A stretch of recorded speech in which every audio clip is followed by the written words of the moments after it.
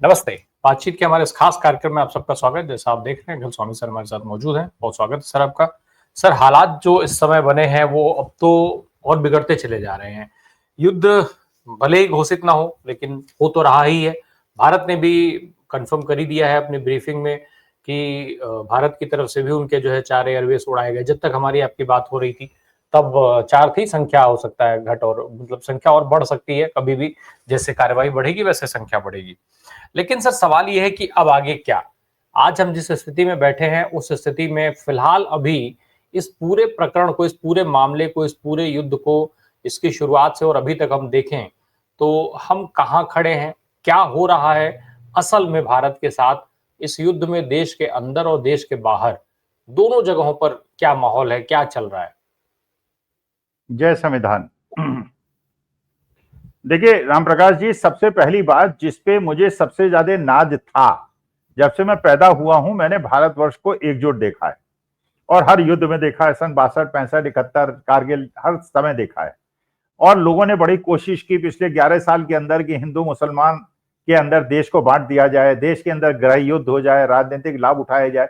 राजनीतिक लाभ तो उन्होंने उठा लिया। उन्होंने बिल्कुल स्पष्ट रूप से कह दिया कि हमको 12-13% वोटों की आवश्यकता नहीं है, हम केवल हिंदुओं के वोट से जीतेंगे। लेकिन जब ये युद्ध का समय आया और देश पे ये विपत्ति आई तो पूरे देश ने ये एकजुटता दिखा दी और हमारे 142 करोड़ लोगों ने, जिसपे मुझे नाज था, ये कह दिया कि देश एकजुट है और हमारे अंदर धर्म और जाति का कोई विभेद नहीं है। जब बाहरी शक्तियों से हमें सामना करना होता है हम एक हो जाते हैं। और ये बात की पुष्टि एक्सटर्नल अफेयर मिनिस्ट्री ने भी की। आपने मिस्त्री साहब की प्रेस कॉन्फ्रेंस सुनी तो ये भी एक बहुत बड़ा उदाहरण उन्होंने पेश किया कि वहां पे उन्होंने एक मुसलमान कर्नल को, डॉक्टर सोफिया को पेश किया, प्रेस कॉन्फ्रेंस में बिठाया। एक तरफ एक हिंदू महिला को बिठाया, दूसरी तरफ एक मुसलमान महिला को बिठाया और मिस्त्री साहब बीच में बैठे जो एक्सटर्नल अफेयर सेक्रेटरी हैं। इसका माने एक पूरे वर्ल्ड को मैसेज दे दिया कि भारतीय जनता पार्टी की पॉलिटिकल लाइनिंग कुछ भी हो, इंक्लिनेशन कुछ भी हो, लेकिन पूरा देश एकजुट है और यहाँ पे हिंदू मुसलमान का कोई भेद नहीं।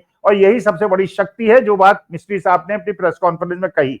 उन्होंने ये भी कहा, मिस्त्री साहब ने ये भी कहा, ये पाकिस्तान का डिजाइन था कि हिंदुस्तान को हिंदू मुसलमान में बांट दिया जाए, उधर से अटैक किया जाए और हिंदू मुसलमान बंट जाए तो अंदर से हिंदुस्तान बिखर जाए, जिसकी चाल हम लोगों ने फेल कर दी। ये मिस्त्री साहब ने कहा। इसका माने मिनिस्ट्री ऑफ एक्सटर्नल अफेयर्स वो लाइन नहीं ले रहा है जो भारतीय जनता पार्टी ले रही है। अच्छा, भारतीय जनता पार्टी जो चाह रही थी वो ये चाह रही थी कि एक मैसेज चला जाए पूरे देश के अंदर कि देखिए हम तो घुस के मारते हैं। देखिए घुस के मारना चाहिए, इसमें कहीं कोई डाउट नहीं है, घुस के मारना तो होना ही चाहिए। लेकिन ऐसी नौबत क्यों आए कि आपको घुस के मारना पड़े? अपने देश के जो लोग हैं, जो निरीह लोग हैं, पहले पुलवामा के अंदर 40 जवान थे, पहलगांव के अंदर 26 यात्री थे, पर्यटक थे। अगर आपने इनकी जान की रक्षा कर ली होती, अगर वहां सुरक्षा कर्मी होते, क्रॉस फायरिंग होती, वहां पे एक आध आतंकवादी को पकड़ लिया गया होता और उससे इंट्रोगेशन में पता चल जाता कि वो पाकिस्तानी है। जैसे कसाब को पकड़ा तो पाकिस्तान अपना हाथ नहीं, पल्ला नहीं झाड़ पाया और पता चल गया कि पाकिस्तान कहां का रहने वाला था, पाकिस्तान का कहां का रहने वाला था, पाकिस्तान इनकार नहीं कर पाया। अब सारे के सारे आए, मार के भाग गए। तो कीमत आपने 1000 गुना ज्यादा खर्च की, जबकि अगर लोगों की रक्षा कर ली होती उधर पुलवामा के अंदर, पहलगांव के अंदर, तो इतना सारे आपको चीज ना होती। एक बात तो यह हो गई कि देश ने एक मैसेज दे दिया, we are united from within, number 1। Number 2, political parties ने मैसेज दे दिया। सारे विपक्षी दलों ने, कांग्रेस ने, जब ये सर्वदलीय बैठक हुई, सारी पार्टियां आए, बीजेपी के बड़े बड़े नेता आए, किरण रिजिजू साहब ने एक्सेप्ट किया, बाद में बताया कि सारे विपक्षी दल एकजुट हैं, सब देश के साथ हैं, लेकिन मोदी जी उसमें नहीं आए। अच्छा, 2 ज्वाइंट वो हुई सर्वदलीय बैठक, मोदी जी दोनों में नहीं आए। तो जब पूरा देश ये समझ रहा है, 142 करोड़ लोग समझ रहे हैं कि आवर ऑफ क्राइसिस है और पूरा देश एकजुट है, मोदी जी के लिए इससे इंपॉर्टेंट चीज क्या हो गई? ये सर्वदलीय बैठक का उन्होंने बहिष्कार कर दिया और वो एबीपी न्यूज के कार्यक्रम में शाम को चले गए। और दूसरा जो मुझे, देखिए राम प्रकाश जी, लग रहा है आज के तारीख में, लग रहा है देश को सबसे ज्यादा अगर किसी से सचेत रहने की आवश्यकता है तो गोदी मीडिया से सचेत रहने की आवश्यकता है। जिस प्रकार से गोदी मीडिया बार बार सरकार की चेतावनी के बावजूद कि आप सेना का मूवमेंट मत दिखाइए, फर्जी इस प्रकार की न्यूज मत दिखाइए, इसके बावजूद वो यूक्रेन के युद्ध का, वो वहां के इजराइल के युद्ध का, बांग्लादेश के युद्ध का, पता नहीं कहां कहां की युद्ध वीडियो चला रहे हैं और सरकार इनको कोई दंड नहीं दे रही है। तो वास्तविकता में ये युद्ध का उन्माद जो बढ़ा रहे हैं और इसमें कितने लाख करोड़ों रुपए देश के खर्च होंगे और हम ये लड़ाई कितनी लंबी चलेगी। और एक प्रकार से पाकिस्तान की इतनी औकात नहीं है कि भारत से लड़ सके, 4 दिन की लड़ाई नहीं लड़ सकता। लेकिन जो मुझे लगता है जिस प्रकार से टर्की और जिस प्रकार से चीन पाकिस्तान के साथ पूरी मदद कर रहे हैं और चीन ने ओपनली कह दिया है कि हम पाकिस्तान के स्ट्रेटेजिक पार्टनर हैं, उनकी मदद करेंगे। टर्की अपने जो ड्रोन हमारे यहां मार गिरा रहे हैं हम लोग, वो सारे के सारे टर्की के, उस टर्की के बने हुए हैं जब वहां भूकंप आया था तो हमारे मोदी जी ने वहां पे सहायता दी थी।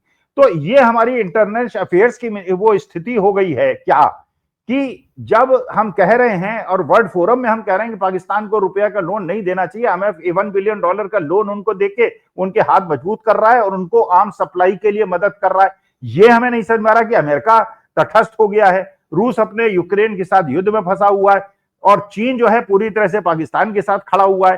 तो हमें अस्थिर करना चाहता था चीन, इसलिए हमको संयम बरतना चाहिए। जो लाइन गवर्नमेंट ऑफ इंडिया ले रही है, यही रवीश कुमार ने अपने वीडियो में कहा और यही एक सही बात है आज की तारीख में। जो गवर्नमेंट ऑफ इंडिया कह रही है, मिनिस्ट्री ऑफ डिफेंस कह रही है, जो उनकी प्रेस कॉन्फ्रेंस हो रही है, वी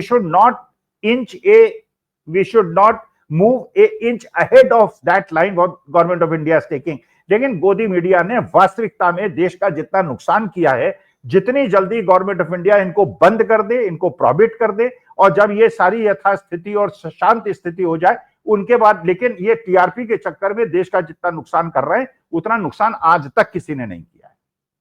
नहीं, लेकिन सर मीडिया जो जिस तरीके की, ठीक है कि वो उसने खबरें चलाई टीआरपी के लिए, बटोरा, झूठ दिखाया, ये सारी चीजें हैं, लेकिन इस झूठ को आगे बढ़ाने का साहस तो कहीं ना कहीं भारतीय जनता पार्टी से ही मिल रहा है। जिस तरीके का वीडियो वो अभी भी डाल रहे हैं, सरकार और सेना युद्ध के फ्रंट पे लड़ रहे हैं और भारतीय जनता पार्टी का संगठन जो है वो देश में लड़ रहा है, देश के लोगों से लड़ रहा है।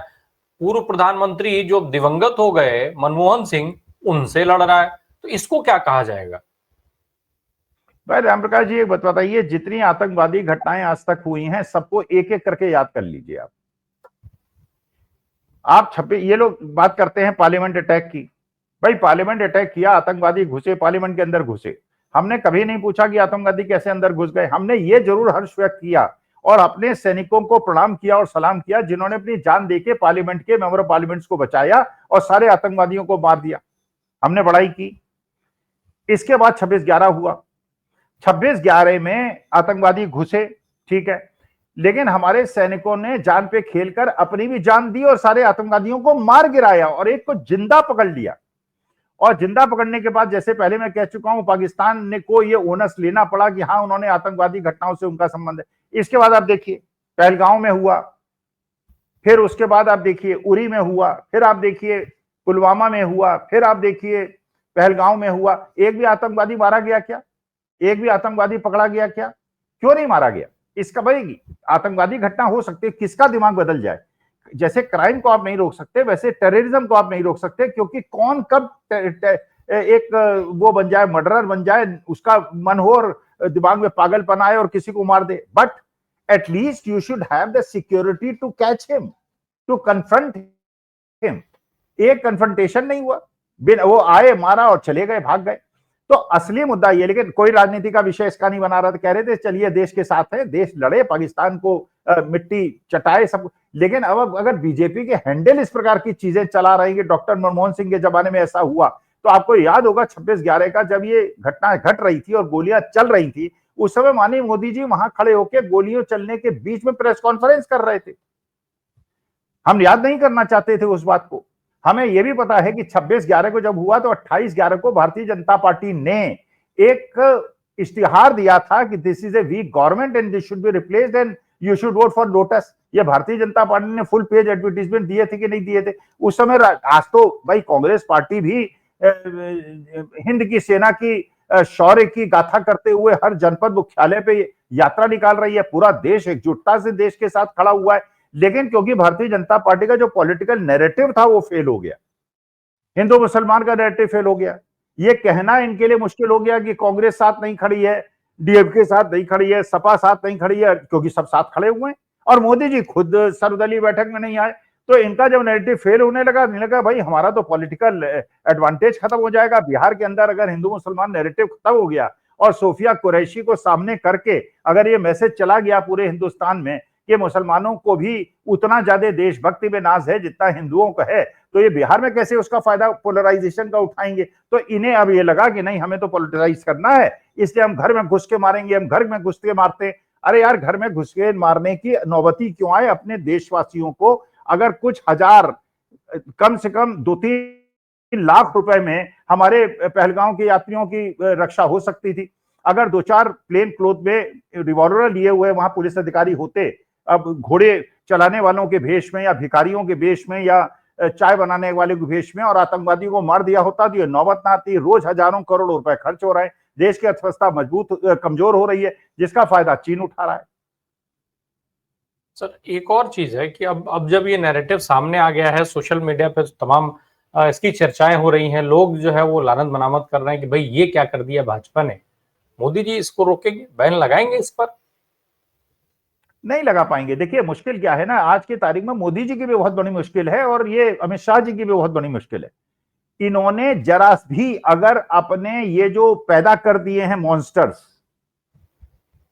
इन्होंने मॉन्स्टर्स पैदा कर दिए हैं आज के तारीख में, उनके इतना ज्यादा उन्होंने मुस्लिम हेट्रेड के खिलाफ उनको राक्षस बना दिया है कि वो अपने घोड़े से उतर नहीं सकते और वो नहीं उतरेंगे। और जो जैसे एक बार आरएसएस प्रमुख ने कह दिया था कि नहीं वी शुड कम टुगेदर, और ये तो उन्हीं के लोगों ने लानत बनाने की कोशिश कर दी। एल.के. आडवाणी साहब चले गए, मजार पे जिन्ना की, उनको सेकुलर कह दिया, उन्हीं की लानत बनानत, उन्हीं पे ढेला पत्थर चलाना शुरू कर दिया। तो आज के तारीख में जो उन्होंने एक सीन क्रिएट कर दिया है, उस सीन से वापस ही नहीं जा सकते। एक नैरेटिव बना दिया, उस नैरेटिव से वापस ही नहीं जा सकते। तो इन्होंने एक ऐसा मॉन्स्टर क्रिएट कर दिया है जिस मॉन्स्टर के ऊपर ये चढ़ गए हैं, और अगर ये मॉन्स्टर को रोकने का प्रयास करेंगे तो मॉन्स्टर इन्हीं को खा जाएगा। लेकिन फिर भी एक चीज तो भाई है ना सर, कि जिस परिस्थिति में हम आज खड़े हैं, लगातार जो आज आपने जो ब्रीफिंग हो रही थी विदेश मंत्रालय की, जो मिस्री साहब ने कहा कि भाई लोकतंत्र है और लोकतंत्र में ये चीजें, साथ में उन्होंने कहा कि भाई इस नैरेटिव का इस्तेमाल पाकिस्तान कर रहा है अपने यहाँ। तो अगर पाकिस्तान मेन स्ट्रीम मीडिया या सोशल मीडिया या सवालों को अपने यहाँ नैरेटिव के तौर पर इस्तेमाल कर रहा है, तो इस तरीके की जो स्थितियां हैं, जो बीजेपी का ट्वीट आता है, भाई बीजेपी छत्तीसगढ़ के हैंडल से जिस तरीके का ट्वीट किया गया पहलगाम घटना की तस्वीर का, वो तस्वीर वाकई मतलब उस तरीके का खुद सत्तारूढ़ दल कैसे कर सकता है कि चीज।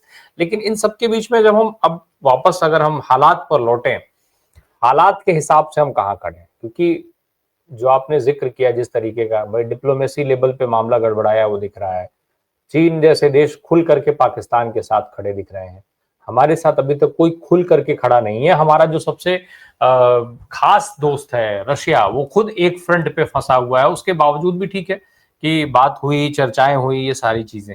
इस बीच में एक और है, जो भी देश बोल रहा है वो यही कह रहा है कि आतंकवाद के वो खिलाफ है, आतंकवाद का विरोध कर रहा है, लेकिन कोई ये नहीं कह रहा है कि पहलगाम घटना जो है वो जो हुई उस घटना को विवश बता रहा है, लेकिन उसको पाकिस्तान से कनेक्ट नहीं कर रहा है। आज के हालात जो हैं, पाकिस्तान के जो अटैक हैं, उस पर कोई कमेंट नहीं कर रहा है। तो इसको कैसे देखा जाए?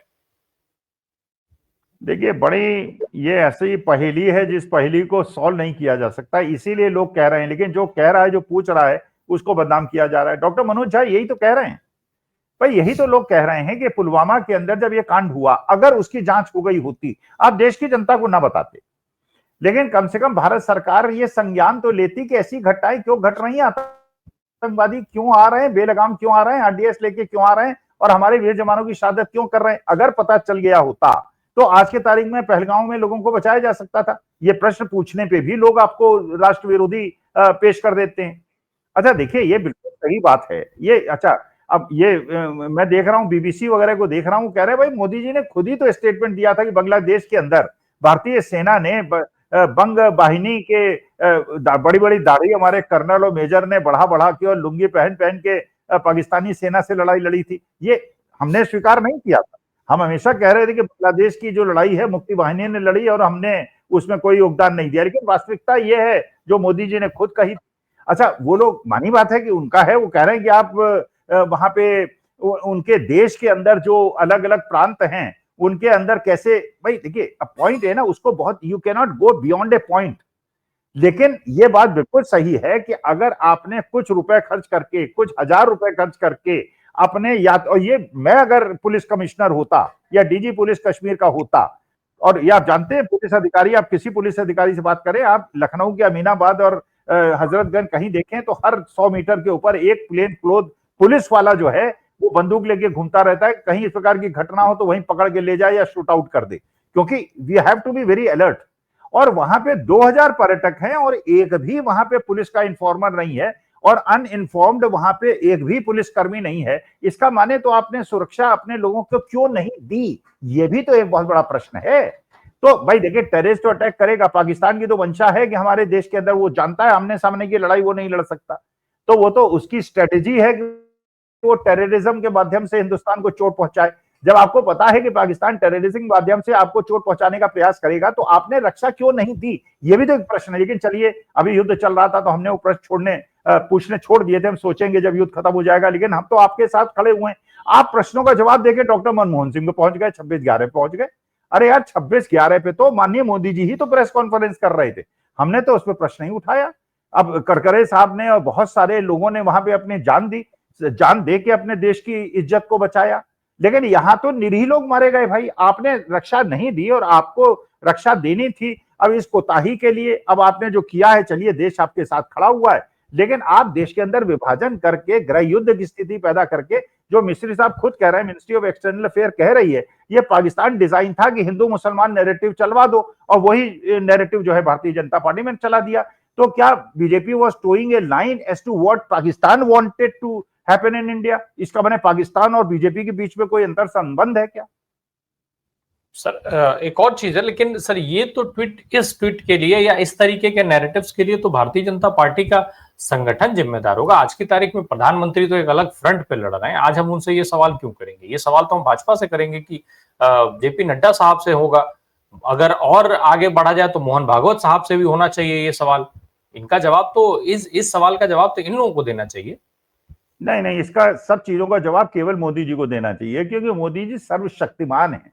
ये जो डॉक्टर मनमोहन सिंह के खिलाफ जो ये बना है, ये जो फोटो पड़ी है और ट्वीट बना है, वो बिल्कुल वो है कि इसका मतलब ये है कि आप कहते हैं कि हमारे मोदी जी महामानव हैं, हम मान लेते हैं महामानव है, तो महामानव से तो प्रश्न पूछेंगे यार। वो नड्डा जी से क्या प्रश्न पूछे जिनको अमित शाह धक्का देके पीछे कर देते हैं? उन लोगों से क्या प्रश्न पूछे जो मोदी जी की बिना इच्छा, अमित शाह और मोदी जी के बिना इच्छा के एक शब्द नहीं बोल सकते, और मोदी जी सर्वदलीय बैठक में नहीं आते। भाई, अगर आपको मोदी जी की इमेज की चिंता है, देश की आंतरिक सुरक्षा की चिंता है, अगर देश के आंतरिक सुरक्षा की चिंता है तो हम तो मोदी जी से प्रश्न पूछेंगे। अगर मोदी जी अपनी आंख की एक भ्रकुटी हिला दें तो ना तो बीजेपी के, आरएसएस के और किसी व्यक्ति की यह हिम्मत है कि इस प्रकार की ट्वीट डाल सके, वीडियो। देखिए, जो गायब वाला पोस्टर लगा था उसमें राहुल गांधी ने कांग्रेस आईटी सेल को खबर ली और फोन करके उनको हड़काया कि इस तरह की आप पोस्टर नहीं डालेंगे। और मानी बात है, डांटना पड़ेगा। भाई, राहुल गांधी एंड मल्लिकार्जुन खड़गे ji is the tallest leader of the Congress, उनको जिम्मेदारी लेनी पड़ेगी।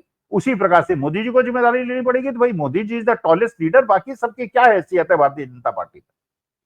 बिल्कुल, इस हालात में हम आशा करते हैं, उम्मीद करते हैं और की जानी चाहिए कि मोदी जी को भी निश्चित तौर पे, मोदी जी और साथ में भाजपा के हर जिम्मेदार, जो भी लोगों के जिम्मेदार हो, उनको इस चीज का संज्ञान लेना चाहिए और ऐसे लोगों को बैन करने के साथ साथ तुरंत हिदायत दी जानी चाहिए कि दोबारा ऐसा ना हो। बहुत बहुत धन्यवाद अखिल सर हमसे बात करने के लिए, कि हालात बहुत नाजुक हैं और ऐसे में बातचीत हम लोग करते रहेंगे। जितना पूछना चाहिए, जो सवाल उठाया जाना चाहिए वो उठाते रहेंगे, और बाकी जो अहम सवाल हैं वो तो युद्ध खत्म होने की बात करेंगे। मैं एक निवेदन करना चाहता हूं राष्ट्र के लिए और देश की जनता से, गोदी मीडिया से और हर व्यक्ति से। इस समय देश एकजुट है। पाकिस्तान से हम मुकाबला कर रहे हैं, हम चीन से मुकाबला कर रहे हैं, बांग्लादेश से मुकाबला कर रहे हैं। कृपा करके कोई भी ऐसी खबर ना चलाएं जो गवर्नमेंट ऑफ इंडिया ना कहे और मिनिस्ट्री ऑफ एक्सटर्नल अफेयर और डिफेंस मिनिस्ट्री ना कहे। जो सरकार की लाइन है, हमें उसे टो करना चाहिए। दे आर टेकिंग ए बहुत सोची समझी रणनीति पे चल रहे हैं, और हम लोग अपनी बुद्धि का जितना कम उपयोग करें उतना बेहतर। जी बिल्कुल बिल्कुल बिल्कुल, हम अपनी सेना के साथ खड़े हैं और हमारी सेना के हौसले को हमारा सलाम। Thank you so much sir.